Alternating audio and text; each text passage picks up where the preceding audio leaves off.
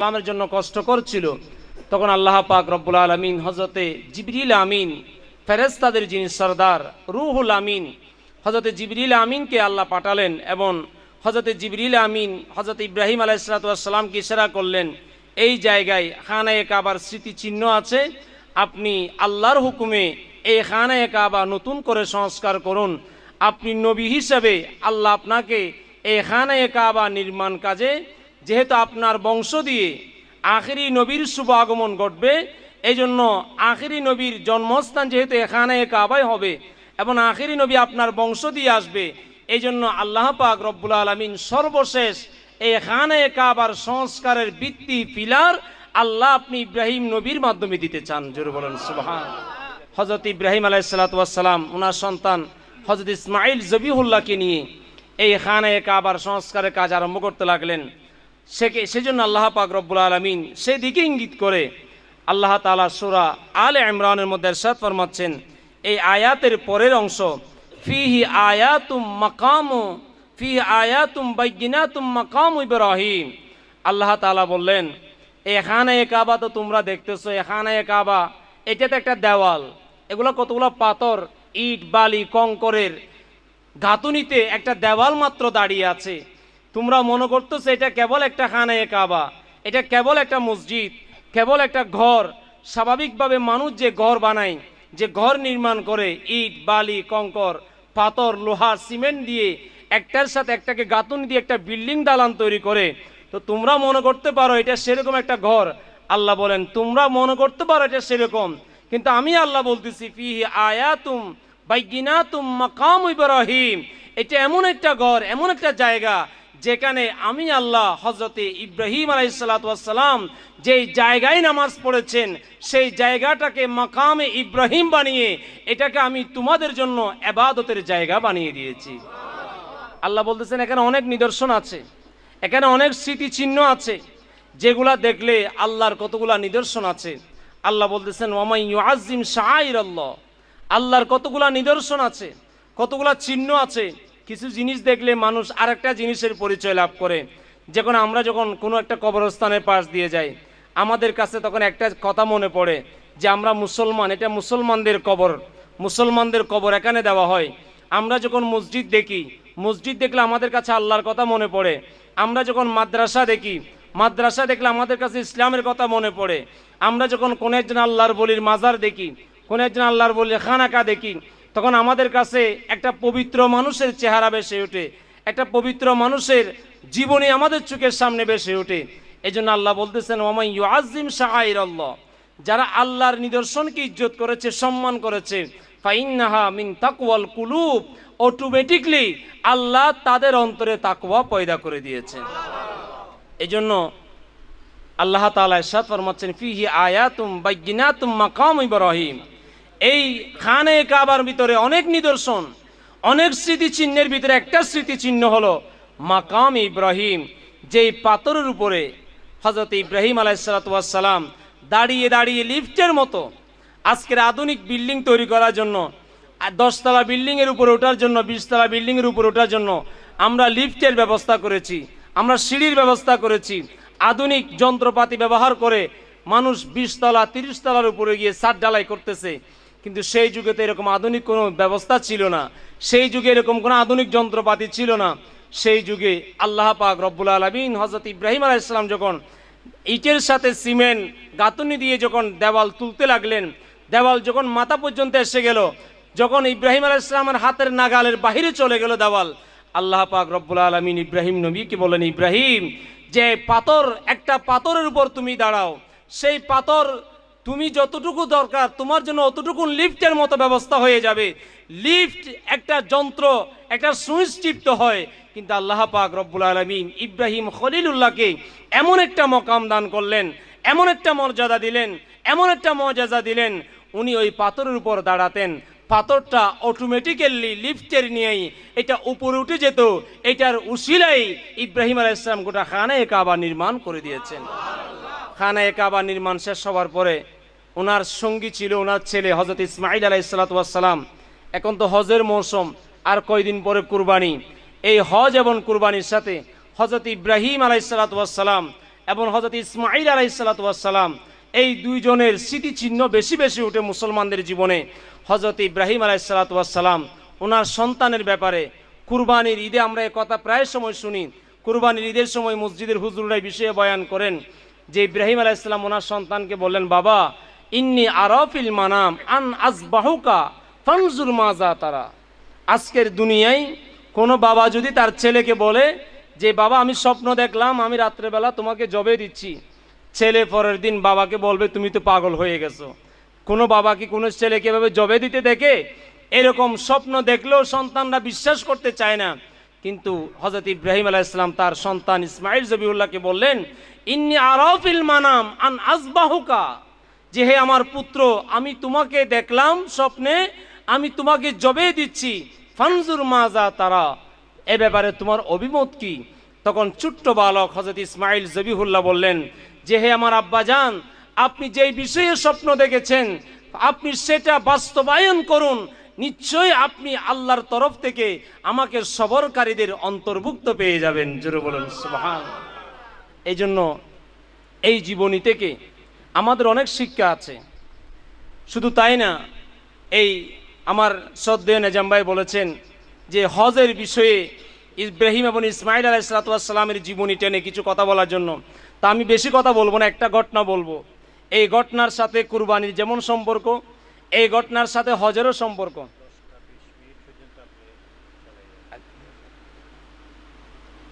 তো এই ঘটনার সাথে কুরবানির যেভাবে সম্পর্ক আছে, এই ঘটনার সাথে হজেরও একটা সম্পর্ক আছে। এই ঘটনার সাথে আমাদের যে তাকওয়া, আমাদের যে পরহেজগারিতা, আমাদের যে ইখলাস, আল্লাহর ওলিদের সুহবত একটা মানুষের জীবন যে পরিবর্তন করতে পারে, এই ঘটনার সাথে সেটারও একটা সম্পর্ক আছে। ঘটনাটা হলো এরকম, হযরত আব্দুল্লাহ ইবনে মুবারক রাদিয়াল্লাহু তাআলা আনহু, যিনি ইমামুদ্দুনিয়া ফিল হাদিস, ইমাম আবু আবদুল্লাহ মুহাম্মদ ইবনে ইসমাঈল আল বুখারী রাদিয়াল্লাহু তাআলা আনহুর উস্তাদ ছিলেন। সারা পৃথিবীতে যাকে হাদিসের জগতের ইমাম বলা হয়, ইমাম বুখারী রহমতুল্লাহ আলাইহির উস্তাদ হযরতে আব্দুল্লাহ ইবনে মুবারক রাদিয়াল্লাহু তাআলা আনহু, যিনি হানাফি জগতের, ফিকহের জগতে যাকে ইমামে আজম বলা হয়, সে ইমামে আজম আবু হানিফা রাদিয়াল্লাহু তাআলা আনহু, যিনি যাকে উলামায়ে কেরাম তাবিঈদের অন্তর্ভুক্ত করেছেন, ইমামে আজম আবু হানিফা রাদিয়াল্লাহু তাআলা আনহুর ছাত্র ছিলেন হযরত আব্দুল্লাহ ইবনে মুবারক রাদিয়াল্লাহু তাআলা আনহু। উনি যখন হজে গেলেন ওনার কাফেলা নিয়ে, উনি প্রতি বছর হযরত আব্দুল্লাহ ইবনে মুবারক উনি প্রত্যেক বছর নিজের অর্থায়নে, নিজের টাকা দিয়ে, নিজের রোজগার করা পয়সা দিয়ে 100 জন গরিব মানুষকে হজ করাতেন। সুবহানাল্লাহ। সে হযরত আব্দুল্লাহ ইবনে মুবারক রাদিয়াল্লাহু তাআলা আনহু যখন হজে গেলেন, খানায়ে কাবার আঙ্গিনায় উনি ঘুমিয়ে পড়লেন।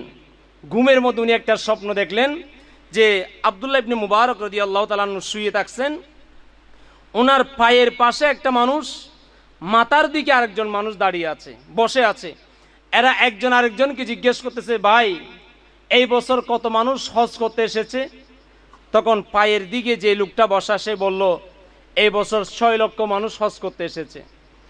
তখন সে আবার প্রশ্ন করলো, এবছর কয়জন মানুষের হজ কবুল হয়েছে? তখন ওই লোকটা জবাব দিলেন, এই বছর 6 লক্ষ মানুষের একজনের হজও কবুল হয় নাই। এ কথা যখন বললেন, হজ কবুল হওয়া না হওয়ার একটা নিদর্শন কিয়ামত পর্যন্ত মানুষ দেখতে পারবে যদি খানায়ে কাবায় যায়। সেটা হলো জামারা, আমাদের হাজিরা 3 দিন, একদিন 7টা করে 3 দিন তারা পাথর নিক্ষেপ করে শয়তানকে পাথর মারে। একটা জিনিস আপনারা খেয়াল করবেন যে এতগুলা পাথর সেখানে নিক্ষেপ করা হয়, লক্ষ লক্ষ হাজিরের পাথর। এই পাথরগুলা দিনের বেলায় মারে, রাতের বেলা কোথায় চলে যায়? এখানে সরকারি কোনো ব্যবস্থাপনা নাই পাথরগুলা সরিয়ে রাখার জন্য, সরকারি কোনো হুকুম নাই। আল্লাহ রসুলের একটা হাদিসে মুবারাকা আছে, আমার নবী হাজিদেরকে বলেছিলেন, হে আমার হুজ্জাজ হাজিরা, তোমরা যখন হজে যাবে, জামরায় যখন পাথর নিক্ষেপ করবে, তোমরা সেই পাথরগুলা সরাবে না। এই পাথরগুলা হলো একজন হাজির হজ কবুল হওয়ার নিদর্শন। তোমরা দেখবে সেখানে যার হজ কবুল হবে তার পাথরগুলা আল্লাহ পাক রব্বুল আলামিন আল্লাহর ফেরেশতাদের মাধ্যমে উঠিয়ে নেবেন, আর যার পাথরগুলা রয়ে যাবে তার হজ কবুল হয় নাই, এই জন্য তার পাথরগুলা সেখানে রয়ে যাবে। কিয়ামত পর্যন্ত সৌদি গভর্নমেন্ট অতীতে করে নাই, ভবিষ্যতে করবে কিনা জানি না, এই জামরায় যত পাথর আসবে কোনো পাথর তারা সরকারিভাবে সেখান থেকে সরায় না। আপনারা হাজিদেরকে জিজ্ঞেস করবেন, আমাদের উমরা করতে যারা যান তাদেরকে জিজ্ঞেস করবেন, যারা গিয়েছেন এরা তো দেখেছেনই, সেখানে বেশি পাথর থাকে না, অল্প কিছু পাথর সেখানে বিচ্ছিন্ন বিক্ষিপ্তভাবে রয়ে যায়। এই জন্য আমার নবী বলেছেন, সেই জামরা থেকে কোনো পাথর নিয়ে তোমরা পাথর নিক্ষেপ করবে না, পাথর বাহির থেকে নিয়ে যাবে। কারণ জামরায় যে পাথরগুলা রয়ে যায় এগুলা যাদের হজ কবুল হয় নাই তাদের পাথর রয়ে গিয়েছে, আর যাদের হজ কবুল হয়েছে তাদের পাথরগুলা আল্লাহর দরবারে কবুল হয়ে গিয়েছে। হযরতে আব্দুল্লাহ ইবনে মুবারক রাদিয়াল্লাহু তাআলা আনহু একদিন এই স্বপ্ন দেখলেন, আরেকদিন তিনি যখন আবার একই স্বপ্ন দেখলেন, তখন হযরত আব্দুল্লাহ ইবনে মুবারক রাদিয়াল্লাহু তাআলা আনহু আবার একই স্বপ্নের মধ্যে দেখলেন যে এই বছর এই 6 লক্ষ হাজির কারো হজ কবুল হয় নাই, কিন্তু একজন মানুষ যিনি হজ করতে আসে নাই, হজ করতে না এসেও যার হজ আল্লাহর দরবারে কবুল হয়েছে এবং তার উসিলায় আল্লাহ খানে কাবায় অবস্থানরত 6 লক্ষ হাজির সবার হজকে আল্লাহ কবুল করে নিয়েছে। হযরত আব্দুল্লাহ ইবনে মুবারক রাদিয়াল্লাহু তাআলা আনহু এর পরের দিন ঘুম থেকে উঠে সমস্ত কাফেলাকে বললেন, সবাই বাড়িতে চলে যাও, যার যার বাড়িতে সবাই চলে যাও, আজকে আমি তোমাদের সাথে যাব না, আমি সিরিয়ার জমিনে যাব। সেই সিরিয়ার জমিনে যেই মানুষটা হজ করতে না এসে হজ কবুল হয়েছে সেই মানুষটাকে আমি তালাশ করতে যাব। হযরত আব্দুল্লাহ ইবনে মুবারক রাদিয়াল্লাহু তাআলা আনহু তিনি সিরিয়ায় একাকী গেলেন। আব্দুল্লাহ ইবনে মুবারক সেই জগতের, সেই জমানার সবচেয়ে বড় আলেম, সবচেয়ে বড় মুহাদ্দিস, যিনি ইমাম বুখারীর উস্তাদ, ইমাম আজম আবু হানিফার ছাত্র। আব্দুল্লাহ ইবনে মুবারক সিরিয়ার জমিনে গেলেন, যাওয়ার পরে শকীকে বলকি নামের ওই বান্দাকে তিনি তালাশ করতে লাগলেন, যে বান্দা হজে আসে নাই কিন্তু তার হজ আল্লাহ দরবারে কবুল হয়ে গেল। তিনি শকীকে বলকিকে তালাশ করতে করতে সেই সিরিয়ার জমিনের একটা ছোট্ট কুড়ে ঘরে তিনি তাকে দেখলেন, সুন্দর পোশাক পরিধান করে সাদামাটা একটা জীবন যাপন করতে লাগলেন। সেই শকীকে বলকি ছিলেন একজন জুতা পরিষ্কারক, জুতার মুসি যাদেরকে আমরা বলি, সেরকম খুব খেটে খাওয়া একজন মানুষ, যিনি জীবনের প্রতিদিনের ইনকাম থেকে অল্প অল্প টাকা হজ করার জন্য, আল্লাহর ঘর খানে কাবার যাওয়ার জন্য যিনি অল্প অল্প টাকা জমা করেছিলেন, সে অল্প অল্প টাকা বেশি টাকা হয়ে যায় নাই। তিনি যখন হজ করার জন্য প্রস্তুতি নিলেন, হজে যাবেন, এই বছর মোটামুটি তার প্রস্তুতি হয়ে গেল। যাওয়ার সময় তিনি দেখলেন একটা কুড়ে ঘরে একজন মহিলা, সে পাতিলের ভিতরে কতগুলা শুকুরের গুস্ত দিয়ে আর কতগুলা পাথর দিয়ে, তার বাচ্চারা অভুক্ত আজকে কয়েকদিন ধরে, তাদের মুখে খাবার নাই, পেটে খাবার নাই, এই জন্য তিনি খাবারগুলা না ডেকসির মধ্যে দিয়ে নাড়াচাড়া করতে লাগলেন বাচ্চাদেরকে খাবার দেওয়ার জন্য। বাহির থেকে আওয়াজ শুনে, কান্নার আওয়াজ শুনে হযরতে শকীকে বলকি তার ঘরে গেলেন, গিয়ে জিজ্ঞেস করলেন, মা, যে আপনি এই ডেকসির ভিতরে এই খাবারগুলা দিয়ে দীর্ঘক্ষণ ধরে আপনি নাড়াচাড়া করতেছেন, কিন্তু কোনো খাবার তো সেখান থেকে বের করছেন না। তখন ওই মহিলা জবাব দিয়েছিলেন যে, আল্লাহর বান্দা, আমার সন্তানরা আজকে কয়েকটা দিন ধরে অভুক্ত, তারা খেতে পারছে না, এখন আমার কাছে হালাল রোজগারের কোনো ব্যবস্থা নেই, তাদেরকে হালাল খাবার দেওয়ার কোনো পয়সাও আমার কাছে নাই। আমি মরা একটা শুকুরের শরীর থেকে কিছু খাবার কেটে এনে, কয়েক টুকরা গুস্ত কেটে এনে আমি ডেকসির মধ্যে রাখলাম, একটু গ্রান যেন বের হয়, গুস্তের গ্রান বের হলে বাচ্চারা একটু তারা স্বস্তি বোধ করবে, তারা মনে করবে মা তো আমাদের জন্য খাবার রান্না করতেছে, আমরা একটু অপেক্ষা করি। এ কথা বলে বলে আমি আমার বাচ্চাদেরকে, তাদেরকে স্বস্তি দেওয়ার জন্য আমি সময় পাস করছিলাম। তখন শকীকে বলকি রাদিয়াল্লাহু তাআলা আনহু বললেন যে, আমি তো আজকে অনেক দিন ধরে হজে যাওয়ার জন্য কিছু পয়সা আমি জমা করতেছিলাম, আজকে আমার সেই পয়সাও কিছুটা হলো, আমিও যাওয়ার জন্য কিছুটা নিয়ত করলাম, কিন্তু আমি দেখলাম যে তুমি তো জাহান্নামী খাবার খেতে যাচ্ছ, হারাম খাওয়ার জন্য প্রস্তুত হয়ে গেলা।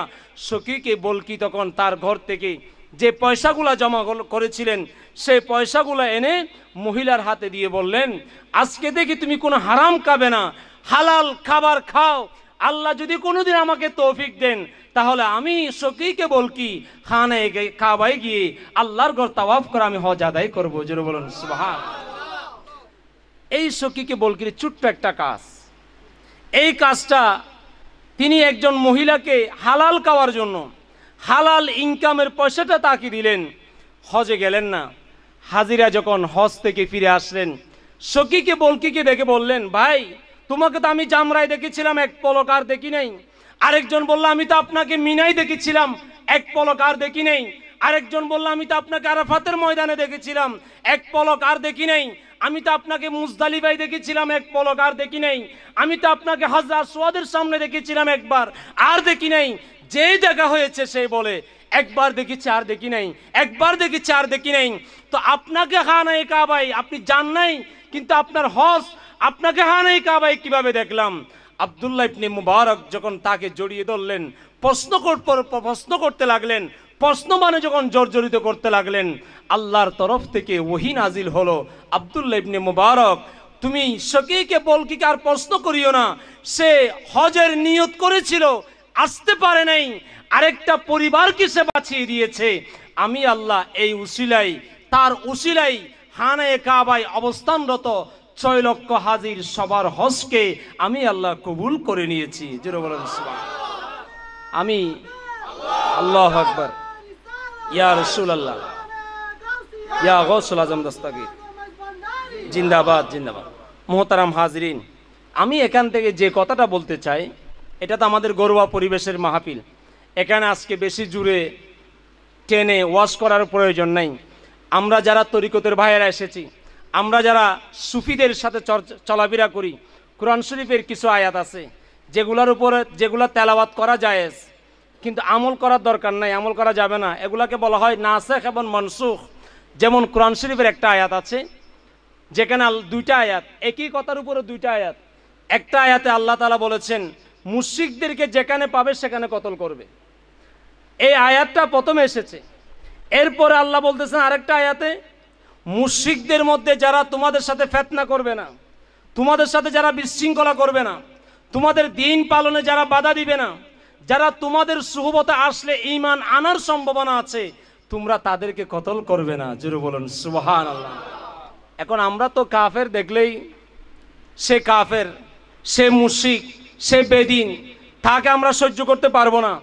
আল্লাহ প্রথমে বলেছেন তাদেরকে কতল করো। কেন? যারা তোমাদেরকে বাধা দিচ্ছে তাদেরকে কতল করো। আবার আল্লাহ বলতেছেন যারা তোমাদের সুহবতে আসলে, যারা তোমাদের সঙ্গ পেলে, যারা তোমাদের আঙ্গিনায় আসলে ঈমানের দৌলত পাওয়ার সম্ভাবনা রয়েছে, তাদেরকে তোমরা বাধা দিও না। এই জন্য আল্লাহর ওলিদের দরবারগুলোতে শুধু মুসলমান যায় না, এখানে ধর্ম বর্ণ নির্বিশেষে সকল ধর্মের মানুষের একটা সহাবস্থান থাকে। কারণ আল্লাহর ওলিদের দরবারে যখন একজন কাফের আসে, একজন মুশরিক আসে, একজন হিন্দু আসে, সম্ভাবনা রয়েছে আল্লাহর ওলির সুহবত পেয়ে তার ভিতরে ঈমানের দৌলত আসার সম্ভাবনা আছে না নাই? আমাদেরকে অনেকেই বলে, ভাই তোমাদের মাজারে হিন্দুরা যায় কেন, তোমাদের মাজারে বৌদ্ধরা যায় কেন, তোমাদের প্রাণের নবী তাকিতে পারতেন আরশে, উম্মতের মায়ায় পড়ে শুয়ে আছেন মদিনায়। আল্লাহুম্মা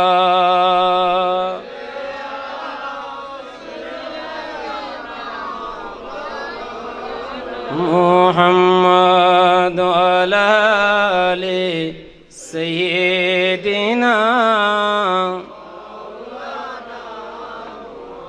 মুহতারাম হাজিরিন, তো যে কথা বলতে চেয়েছিলাম যে সুফিদের কাছে, সুফিদের দরবারে, আল্লাহর ওলিদের দরবারে শুধু মুসলমানরা যায় না, শুধু ইমানদাররা যায় না। এই জন্য মাইজভান্ডারি তরিকার যত ব্যানার আছে সব ব্যানার একটা লেখা দেখা যায়, ধর্ম বর্ণ নির্বিশেষে সবার প্রতি দাওয়াত রহিল। কারণ আল্লাহও বলেছেন সে কথা, তোমার সুহবতে আসলে সে যদি ঈমান পাওয়ার সম্ভাবনা থাকে, তার ভিতরে ঈমান আসার যদি সম্ভাবনা দেখা দেয়, তাহলে তোমরা তাদেরকে কতল করিও।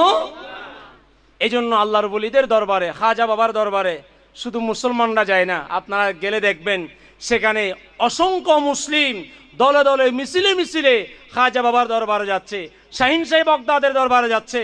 কারণ আল্লাহর ওলিদের এক একটা খানাকা, আল্লাহর ওলিদের এক একটা দরবার, আল্লাহর ওলিদের এক একটা মজলিস, এগুলা সাধারণ মজলিস থাকে না, এগুলা আল্লাহ ওয়ালা বান্দা তৈরি করার, মুত্তাকি পরহেজগার বান্দা তৈরি করার, গুনাহগারকে নেককার বানিয়ে দেওয়ার খানাকায় পরিণত হয়ে যায়। এই জন্য গৌস পাকের জীবনীতে আমরা পড়েছি, আমরা শুনেছি উলামায়ে কেরামের জবানে যে গৌস পাকের দরবারে চুর এসেছে, আবদাল হয়ে ফিরে গিয়েছে। যেটা বলবেন না সুবহানাল্লাহ। তো মুহতারাম হাজরিন, আমি যে কথা আপনাদের কি বলার জন্য ওই ঘটনাটা বলেছিলাম, শকীকে বলকি উনি কোনো আলেম ছিলেন না, উনি একজন সুফি দরবেশ, আল্লাহওয়ালা, নেককার, ফরহেজগার, হালাল খেনওয়ালা একজন প্রকৃত আল্লাহর বান্দা ছিলেন। তো যার শরীরের ভিতরে হালাল প্রবেশ করবে, যার দেহের ভিতরে হালাল প্রবেশ করবে, আমার নবী বলতেছেন যে কাসবুল হালালে ফরিদাতুম বাদাল ফরিদা, নামাজ পড়া যেমনিভাবে ফরজ, জাকাত ফরজ হলে জাকাত দেওয়া যেমনিভাবে ফরজ, রমজানের রোজা রাখা যেমনিভাবে ফরজ, এইরকম ফরজের ভিতরে আরেকটা ফরজ হলো হালাল উপার্জন করা। হালাল যদি আপনার শরীরে না ঢুকে, আপনি সারা জীবন নামাজ পড়েন, আপনার নামাজ কোনো কাজে আসবে না। সারা জীবন রোজা রাখেন, হালাল শরীরে নাই, রোজা কোনো কাজে আসবে না। শকীকে বলকির দেহের ভিতরে হালাল ছিল, হালাল থাকার কারণে আল্লাহ তার কলব কেমনভাবে পবিত্র করেছেন, এমন আধ্যাত্মিকতা তার ভিতরে দিয়েছেন, সে যেই পরিবারে হাত দিয়েছে সেই পরিবারটা আল্লাহওয়ালা পরিবার হয়েছে। আল্লাহ তাকে এমনভাবে কবুল করেছেন, খানায়ে কাবায় হজ করতে আসা 6 লক্ষ হাজির হজ একজন মুসিওয়ালার কারণে আল্লাহ কবুল করে নিয়েছেন। তাহলে বোঝা গেল, যার ভিতরে হালাল আসবে, যার ভিতরে তাকওয়া আসবে, যার ভিতরে পরহেজগারিতা আসবে, সে কোনোদিন হারাম খেতে পারবে। হযরত ইব্রাহিম খলিলুল্লাহ এবং ইসমাইল জবিহুল্লাহ আমাদেরকে একদিক দিয়ে পিতা পুত্রের সম্পর্কের তালিম দিয়েছেন। একদিক দিয়ে পিতা বলেছেন, বাবা তোমাকে জবে করার স্বপ্ন দেখেছি, তোমার অভিমত কি? বাবা সন্তান একটিবারও বলে নাই বাবা তুমি পাগল হয়ে গেলা, তোমার মাথা ঠিক নাই, একথা বলে নাই। বলেছেন, বাবারে আপনি যাই স্বপ্ন দেখেছেন সেটা কাজ বাস্তবায়ন করেন, আপনি আমাকে সবরকারীদের অন্তর্ভুক্ত পেয়ে যাবেন। এ কথা বলার মধ্য দিয়ে ইসমাইল জবিহুল্লাহ প্রমাণ করলেন যে সবরকারী শুধু আমি একা নই, ধৈর্য আমার আগে যারা এসেছিলেন তারাও ধরেছে, আগামীতে যারা আসবে তারাও সবরকারী হবে। অতএব আমি এককভাবে সবরকারী, একথা বললে অহংকার প্রকাশ পেয়ে যায়।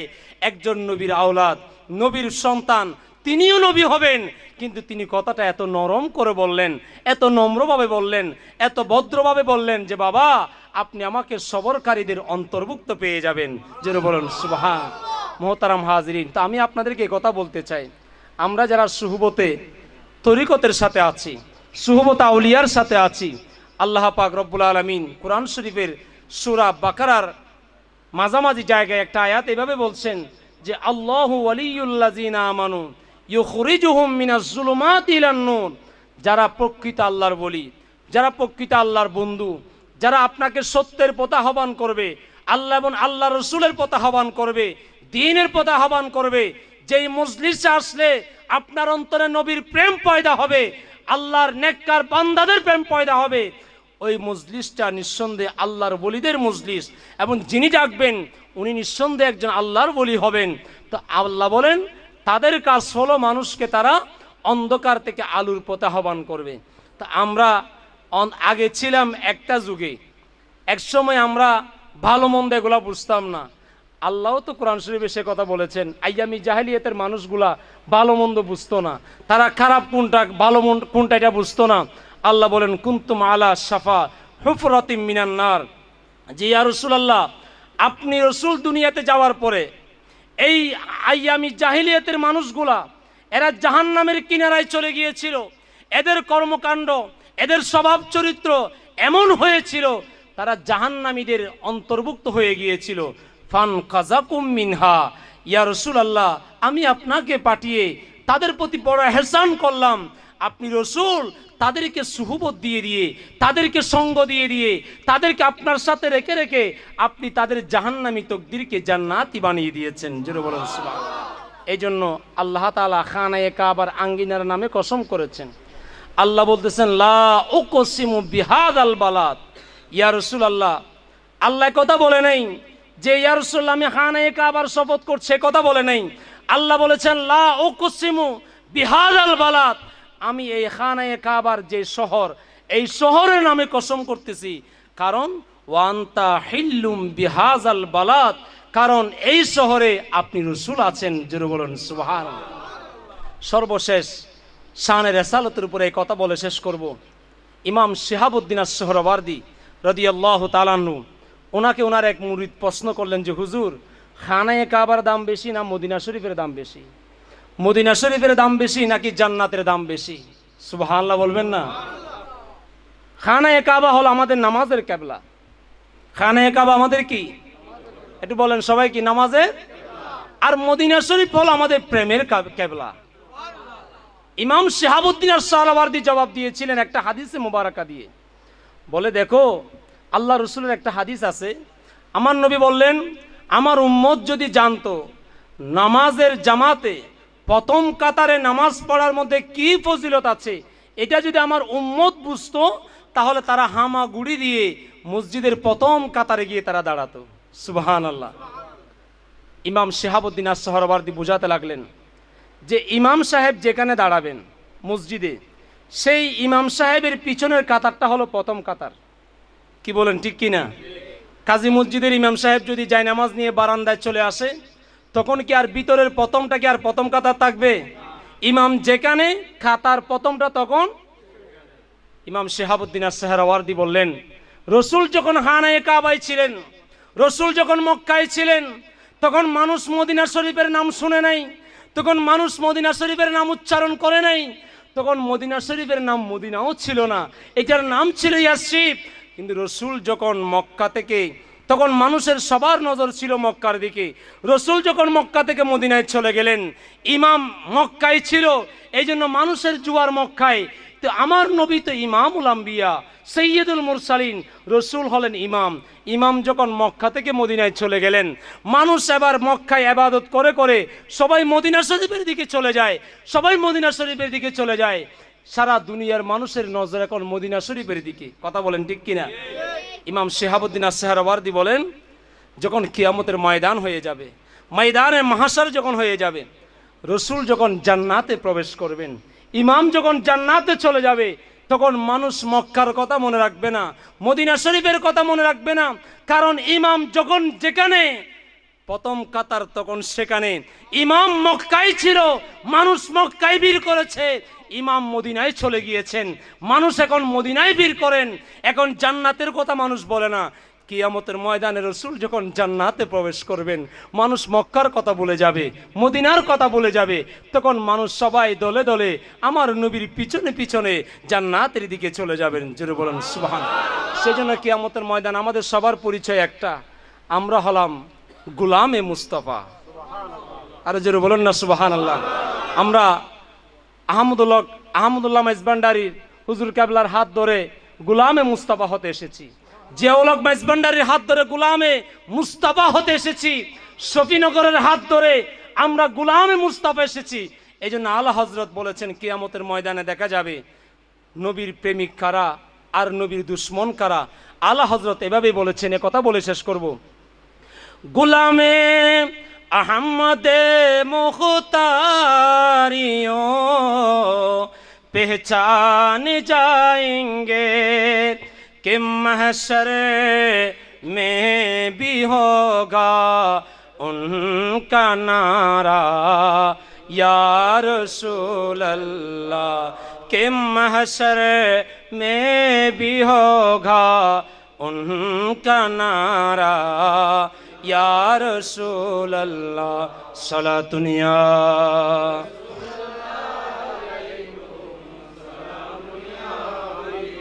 আলা হযরত বলছেন যে গোলামে আহমদে মুখতারিও পেহচানে যায়েঙ্গে, যে কিয়ামতের ময়দানে আহমদের গোলাম যারা, তাদের একটা পরিচয় পাওয়া যাবে। সমস্ত নবীদের উম্মতরা তারা মৌন মিছিল করে করে, মুখে কোনো স্লোগান থাকবে না, তারা আপন আপন নবীদের কাছে যাবে। আখিরি নবীর উম্মতরা তারা মৌন মিছিল করবে না, নীরব থাকবে না, তাদের সবার জবানে একটা স্লোগান থাকবে। এই স্লোগানটার নাম হলো ইয়া রাসূলুল্লাহর স্লোগান। যেটা বলেন না সুবহানাল্লাহ। আজকে দুশ্মনের রাসূলুল্লাহ চারিদিকে, আমার নবীর শান আজমতের উপর আঘাত করে যাচ্ছে। দুশ্মনের রাসূল আমার নবীর নবুয়ত নিয়ে প্রশ্ন তুলে, তার আমার নবীর আজমত নিয়ে প্রশ্ন তুলে, মদিনা শরীফে নাকি দোয়া কবুল হওয়ার কোনো জায়গা নাই। নাউজুবিল্লাহ বলবেন না? আল্লাহ তাদেরকে মাহরুম করেছেন। ওই সমস্ত মুশরিকদের থেকে আল্লাহ আমাদেরকে হেফাজত করুক। আরো জোরে বলেন আমিন। যতদিন পর্যন্ত নেককার মানুষের সুহবতে আমরা থাকতে পারবো, নেককার মানুষের সুহবত ছেড়ে দিলে আমাদের দুনিয়াও বরবাদ, আখিরাতও বরবাদ।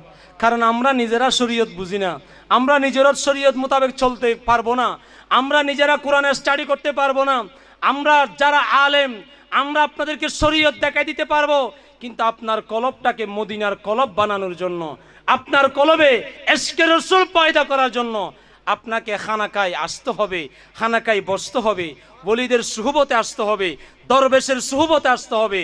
এক জামানা সুহবতে বাউলিয়া বেহতেরি আজ সালে তাআতে বেরিয়া। আপনি সারা জীবন শরীয়ত অনুসরণ করেছেন, আর একজন হক্কানি রব্বানি আল্লাহর ওলির সুহবতে বসেছেন, 1000 বছরের চেয়ে বেশি কল্যাণকর। আল্লাহ আমাদের সবাইকে কবুল করুক। সবাই বলি আমিন। ওয়া আখির দাওয়ানা আলহামদুলিল্লাহি রাব্বিল আলামিন। আসসালামু আলাইকুম ওয়া রাহমাতুল্লাহি ওয়া বারাকাতুহু।